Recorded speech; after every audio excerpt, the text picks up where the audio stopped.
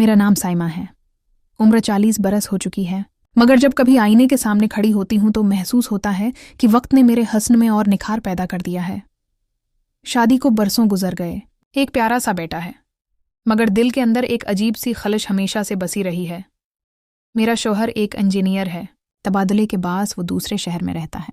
हफ्ते में महज एक दिन घर आता है और वो दिन भी आराम, खाने पीने और थिकन अतारने में गुजर जाता है।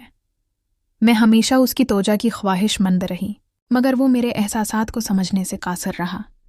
मैंने खुद को सब्र से संभाले रखा, लेकिन तन्हाई कभी कभार इंसान के वजूद को खोखला कर देती है।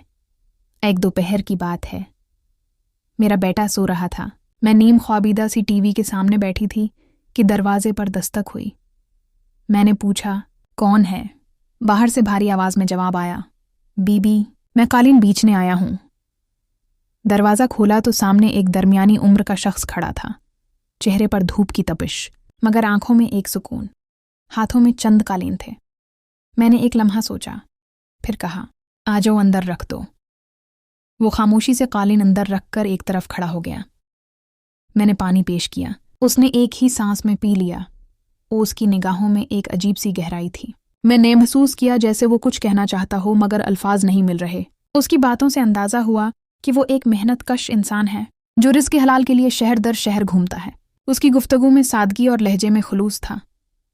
मैंने उससे चंद कालीन देखे। इसके हाथों पर सख्त मेहनत के निशान थे।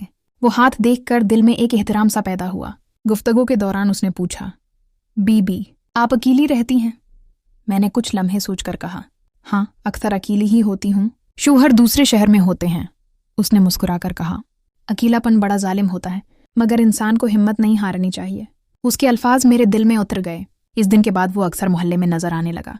कभी कालीन के बहाने, कभी सिर्फ हाल चाल पूछने आ जाता। उसकी बातों में एक सुकून था जो मुझे अपने शौहर की बातों में कभी न मिला। वो मुझसे मेरी जिंदगी, बेटे और ख्वाबों के बारे में पूछता। मैं बरसों बाद किसी से दिल की बातें कर रही थी। मैं जानती थी कि ये ताल्लुक़ किसी मंजिल का तालिब नहीं, मगर ये लम्हाती राहत मेरे अंदर की वीरानी को कम कर रही थी। वक्त गुजरता गया। एक दिन उसने कहा, बीबी, इंसान की जिंदगी में कभी कभी कुछ रिश्ते ऐसे आ जाते हैं जो बगैर किसी नाम के भी मानी रखते हैं। मैं खामोश रही। दिल में एक अजीब सा तूफान था। मेरा ज़मीर कहता था कि मुझे फासला रखना चाहिए, मगर दिल चाहता था कि कोई तो हो जो मेरी खामोशी समझे। वो शख्स मेरे अंदर की उदासी को महसूस कर लेता था। इसकी मौजूदगी में मुझे अपने वजूद का एहसास होता। दिन हफ्तों में बदल गए। मैंने महसूस किया कि ये ताल्लुक़ अब मेरे दिनों का हिस्सा बन गया है। मैं खुद को समझाती रही कि ये महज एक दोस्ती है, मगर दिल किसी मंतक को मानने से इनकारी था। एक दिन वो हस्बे मामूल आया, मगर उसके साथ 2 अजनबी आदमी भी थे। मैं चौंक गई।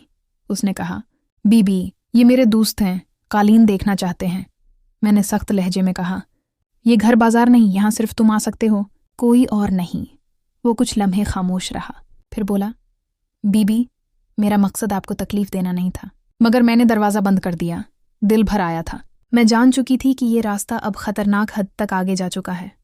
अगले कई दिन वो आता रहा, दरवाजे पर दस्तक देता, मगर मैं खामोश रहती। रफ्ता रफ्ता वो आना छोड़ गया। महीने गुजर गए। शौहर का तबादला वापस हो गया। हम शहर बदल गए। नई जगह, नया माहौल, मगर अंदर की कहानी वही रही। मैंने उस अजनबी को फिर कभी नहीं देखा। कभी कभी शाम के वक्त जब हुआ के झोंके पर्दों को हिलाते हैं तो वो लम्हे याद आ जाते हैं। वो बातें जो सिर्फ दिल में रह गईं, वो एहसासात जो कभी ज़बान पर न आए। मैंने सीखा कि तन्हाई इंसान को कमज़ोर नहीं, हसास बनाती है। इस तन्हाई ने मुझे ये सिखाया कि मोहब्बत महज लफ्ज़ नहीं, एक एहसास है जो अगर गलत समझ चला जाए तो रूह पर बोझ बन जाता है। आज मेरा बेटा बड़ा हो गया है। शौहर अब मेरे करीब हैं, मगर मैं जानती हूँ कि हर औरत के दिल में एक गोशा ऐसा होता है जहाँ वो अपनी अधूरी कहानी संभाल कर रखती है। मेरी कहानी भी शायद वैसी ही थी। मैंने ज़िंदगी से ये सबक लिया कि एहसास की प्यास को किसी गैर से बुझाने की बजाय अपने अंदर सब्र और यकीन पैदा किया जाए, क्योंकि वक्ती राहत हमेशा देरपा दिख छोड़ जाती है। अब मैं जब आईने में देखती हूँ तो अपने चेहरे पर वक्त के निशान नहीं, बल्कि एक औरत का तजुर्बा देखती हूँ जो ज़िंदगी के हर मोड़ से गुजर कर मजबूत हो चुकी है।